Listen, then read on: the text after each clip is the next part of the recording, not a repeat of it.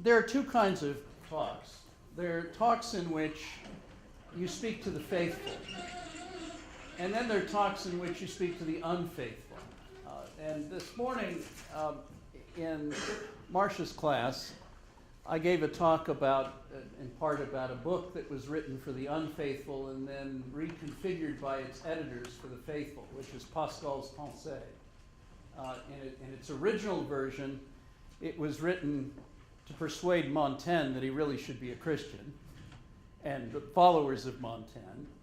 And in the version that was turned out by Antoine Arnaud and Pierre Nicole, they cut a lot out. They put what was up front back, and they reconfigured it as a kind of apologetic theology for convinced Christians. Tonight, that's the sort of thing that's required because you have a pretty good idea why primary texts are significant. If you didn't, you wouldn't be taking the trouble to read them. But let me say a few words about that. And I apologize to those in Laurie's class because this afternoon I said some of the same words. So you're going to get to hear a shortened version of it a second time. And maybe this time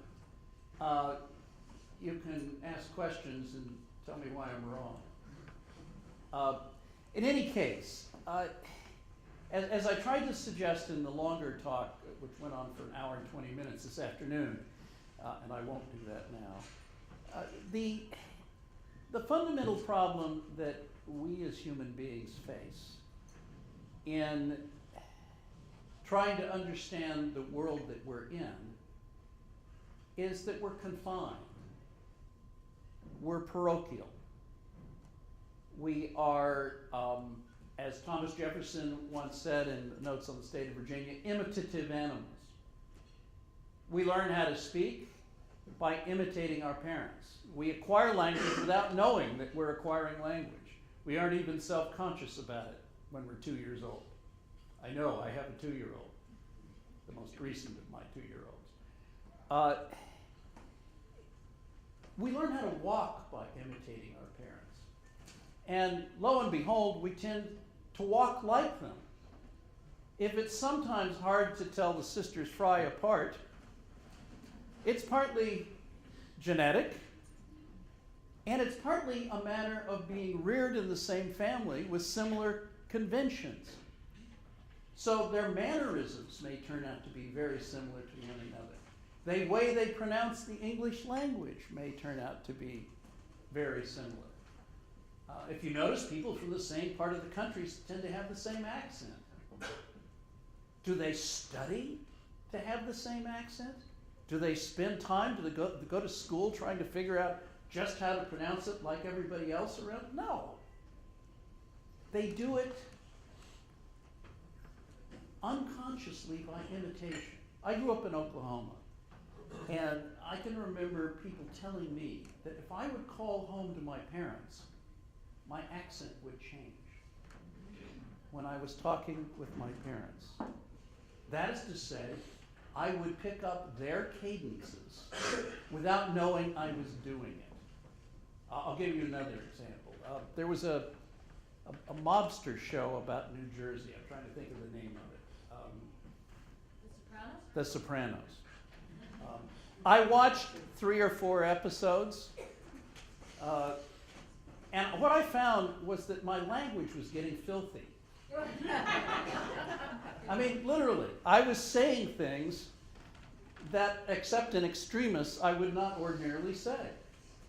And I didn't like it, so I stopped watching it. In other words, watching it changed the way I spoke English. Now, this wasn't because I consciously imitated the filthy language on The Sopranos. It was because, without thinking, I was acquiring it. Well, much of our life is like that. The way you think about marriage is going to be influenced by your parents' marriage, and you will bring that into your own marriage. And you won't know you're doing it. And if you marry someone from another culture, There may be clashes, but you don't understand why they're taking place, and neither does your partner. Because that person has also grown up in a family and has acquired certain attitudes, certain conventions, certain ways of doing things that are different. Now, the word for this in ancient Greeks is nomos. It means law, but it also means customs, it means conventions.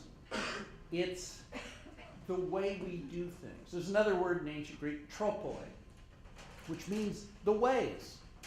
The ways of the Spartans, the ways of the Athenians, the ways of the Persians, the ways of the Egyptians. And ways, mores and manners is the language that Montesquieu uses for this, are usually unconscious. You do them because you do them. It's what everybody else does. We have that quality of picking up things that become fundamental to our identity without knowing we're picking them up.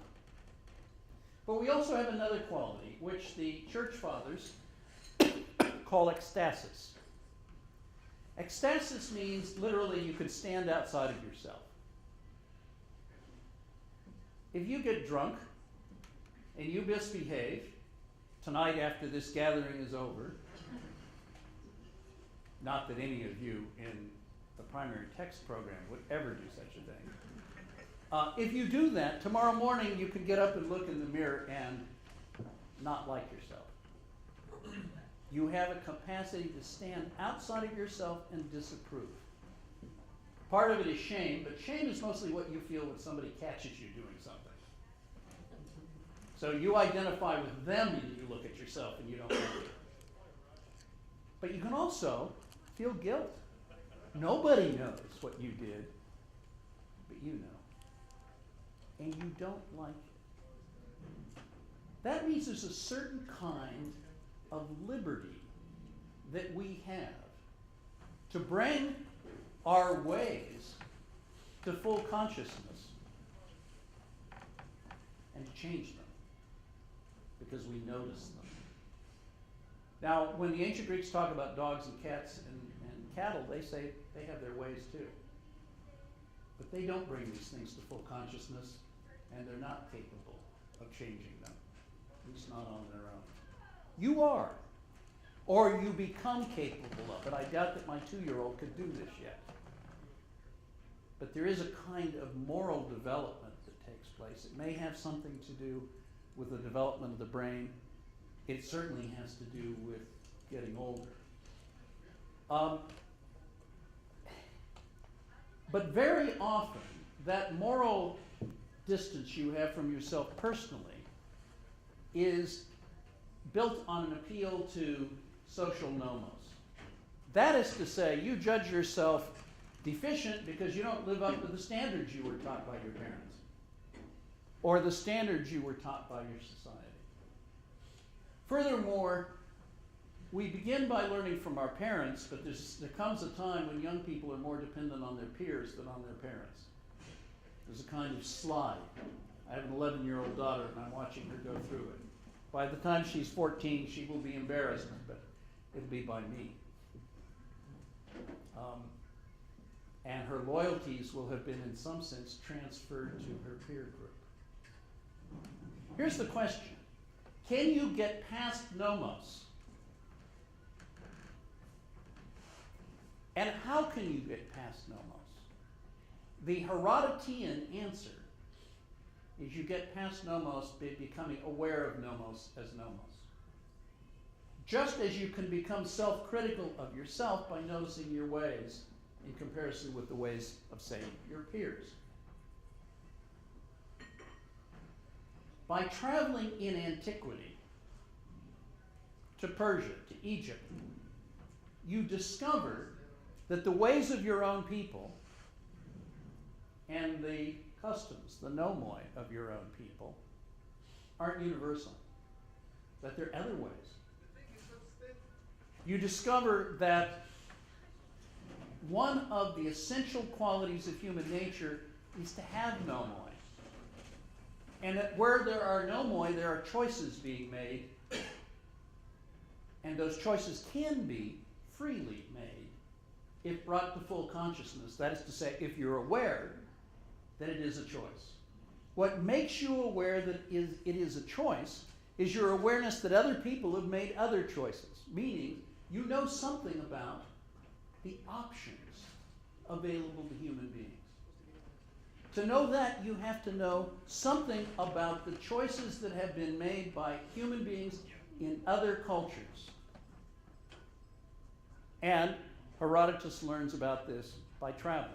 So if you were to read Herodotus's Historiae, his inquiries, that's what history means in Greek, it begins with 5 books of what we would call anthropology and then ends with 4 books of historical narrative. And the question that's being raised in the anthropology is, what is the best set of nomoi? Do the Persians have it? Do the Egyptians have it? Do the Scythians have it? Do the Spartans have it? Do the Athenians have it? To ask that question is to stand back from all of the nomoi and to recognize all of the nomoi as nomoi, meaning as choices made by human beings in communities about how to live a life. To step back from the nomoi, to step back from yourself and be critical of yourself, all you have to do is be aware of the nomos and ask the question, did I live up to it? To step back from the nomoi, you've got to have a standpoint outside of the nomoi.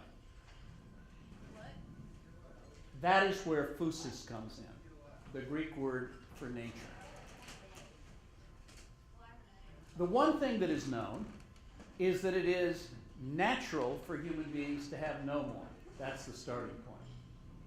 But the question is, are there some nomoi that run against the grain of human nature and some that are in accord with the grain of human nature?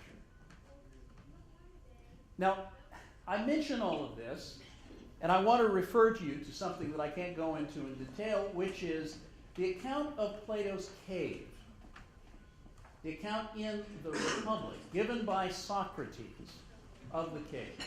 If you look at that in detail, what it is talking about is the manner in which our understanding is limited by the fact that we live in a cave. The cave is constituted by the society, one word for it, by the regime under which we live, in which certain opinions are sacred and other opinions are unthinkable, in which certain ways are proper and other ways are improper. And you acquire these opinions and you acquire these ways without knowing that you're acquiring them, because you acquire them as you grow up. It's not as if your parents hold a class and say, here are the ways of our people, learn them.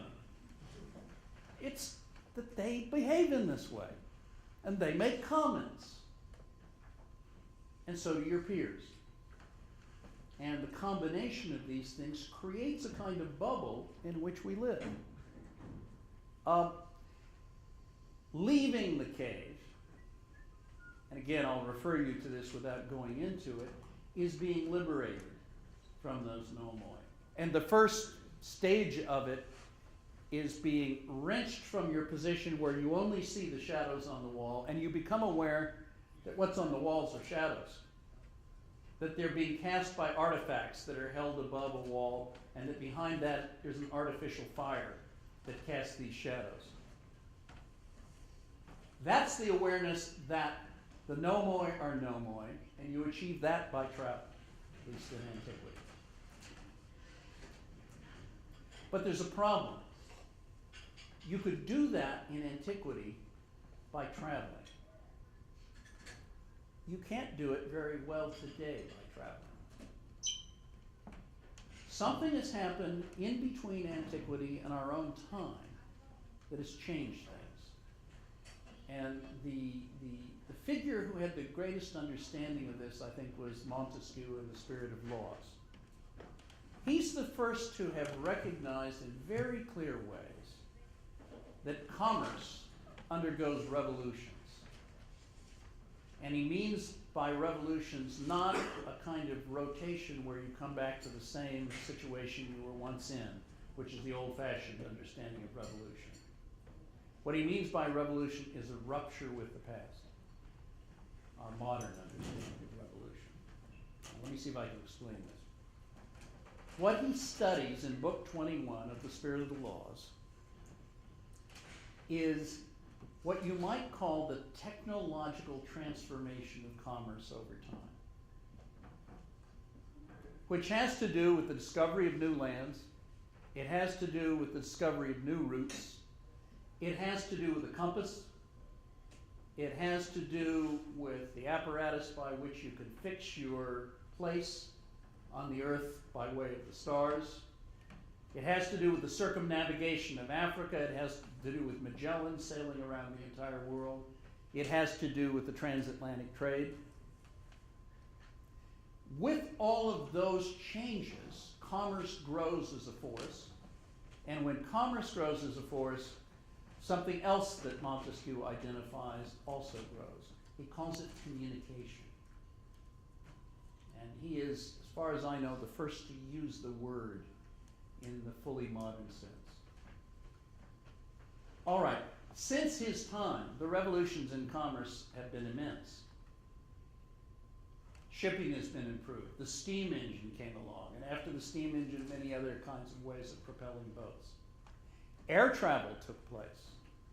When I was your age, people were first beginning, ordinary people, such as myself, were first beginning to travel to Europe.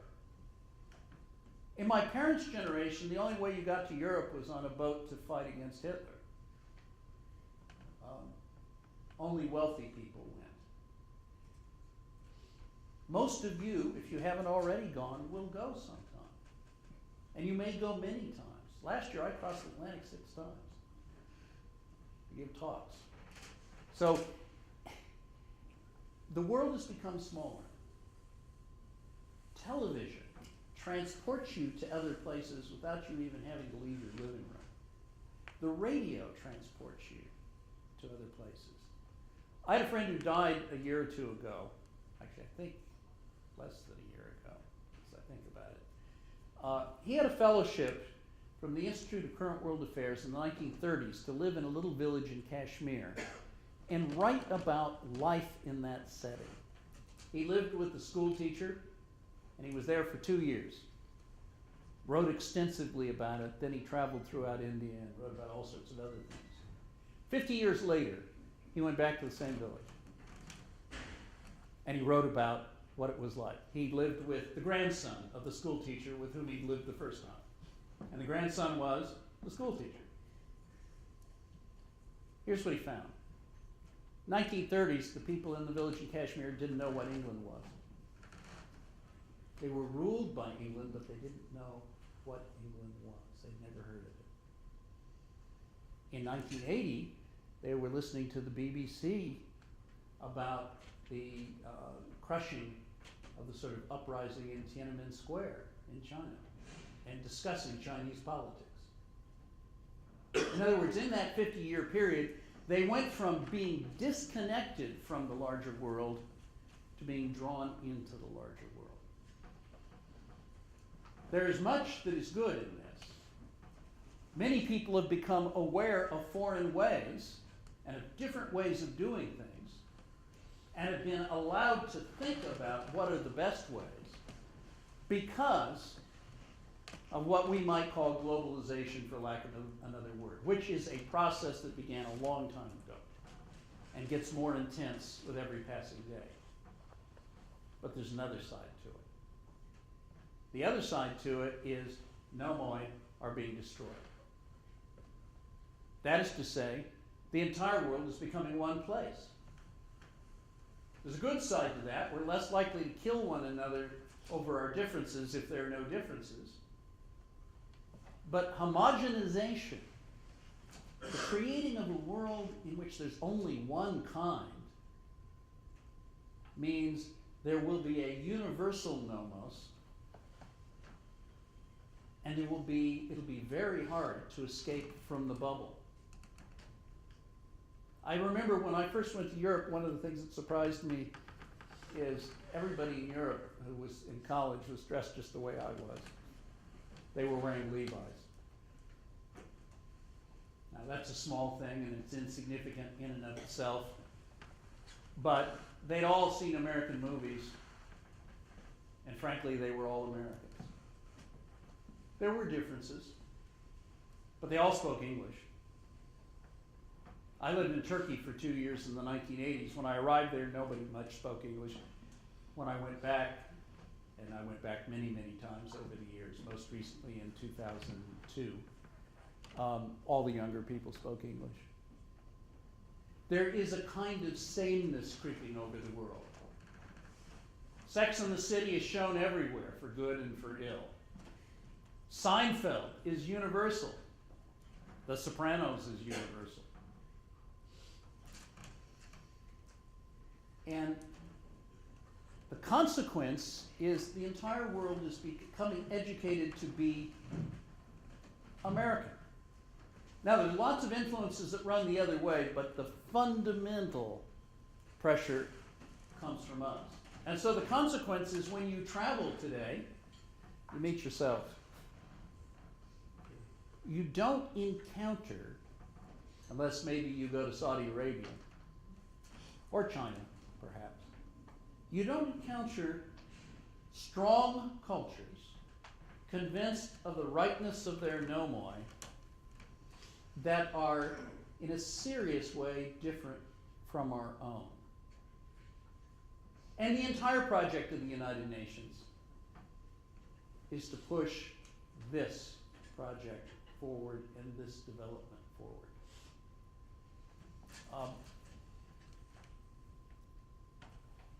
So the question then is, what are the sources of liberation from prejudice? Now, by prejudice, I don't at this point mean racial prejudice or something along those lines. I simply mean unthought out convictions, prejudgments, judgments that you've made without even knowing you've made it, judgments that you've made unconsciously, judgments about how one should live, how one should conduct oneself, how one should relate to one's spouse, you've never even thought through. And there are many judgments that one has not thought through. How can one bring those judgments to full consciousness, recognize them as judgments, and ask the question, are we judging correctly? Is this really the way one ought to live? Another way of putting it is, how can you be free? You don't gain all that much anymore from traveling. And so what I would suggest to you is that the avenue that is still open, and I think it will always remain open, is to travel through time.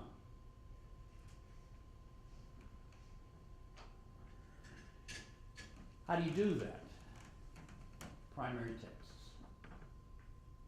You do not travel through time very well by reading Paul Rahe. And you may not travel through time very well by reading the Sisters Fry, because they are of your time. And they may bring to their retelling of French history or ancient Greek history the prejudices of our time. Voltaire once said, history is a pack of tricks that people play on the dead. Most of the scholarship that you read is what one might call present-minded. It is interested in a usable past, usable in our own rather narrow-minded internecine wars. To really encounter another world, you've got to encounter words written in that world. And you have to wrestle with the words written in that world, preferably in the original language, where all of the complexity is still there. Here's the problem. If you read Plato in translation, you are reading somebody's reading of Plato. Now, there are translations that are self-consciously literal, and they are closer to the original than translations that don't care about being literal at all. The ones that don't care about being literal at all will substitute a contemporary conception for the word that was used in the original. Substitute the word intellectual for philosophe, for example, in translating Tocqueville's Ancien Régime and the Revolution, about the French Revolution. Well, the question is, were the philosophes intellectuals? Or is that missing something? A literal translation will get you close to the original. A non-literal translation will impose present-mindedness on the original. So you have to pick your translations, and there is nothing like reading Machiavelli's Prince in Italian, or Plato's Republic in Greek, or Rousseau's Second Discourse in French, or Heidegger in German. But if you want to escape your present-mindedness and your parochial character in an age when our present has become the world's present and our parochialness has become the parochialness of the world, then you've got to go back to the past. And you've got to go to the primary texts. And what distinguishes one primary text from another primary text, arguably, is that it has lasted. Think of all the dreck that is produced today in music. And think how much of it is going to disappear, and what a fine thing it is that it will disappear. And then think about the handful of things that are really striking and that are going to live on. Now, it's very hard to know in your own time what's going to live on. But it's not so hard to know that Shakespeare did live on, and it still has purchase. That John Milton did live on. That Alfred North Whitehead in the early part of the 20th century said about Plato that all philosophy is footnotes to Plato, which might suggest you don't really need to read anything after Plato if you read Plato carefully. And there really is a case to be made that the different dialogues have different points of view. That is to say, he's not laying out doctrine. He's actually pursuing questions. And he's trying out ways of framing the questions. And in different dialogues, you're getting different approaches being taken and explored. So that the function of the dialogue is not to teach you X, this doctrine. The function of the dialogue is to teach you how to explore questions from different angles. So what I'd suggest to you is certain of the texts that have survived are treasures, and they're windows into a world that are gone. And you will never be aware of the choices made in the world in which you live until you're aware of the choices that people made in different circumstances in the distant past. Now, an after-dinner speech is not supposed to go on for very long, and I am done.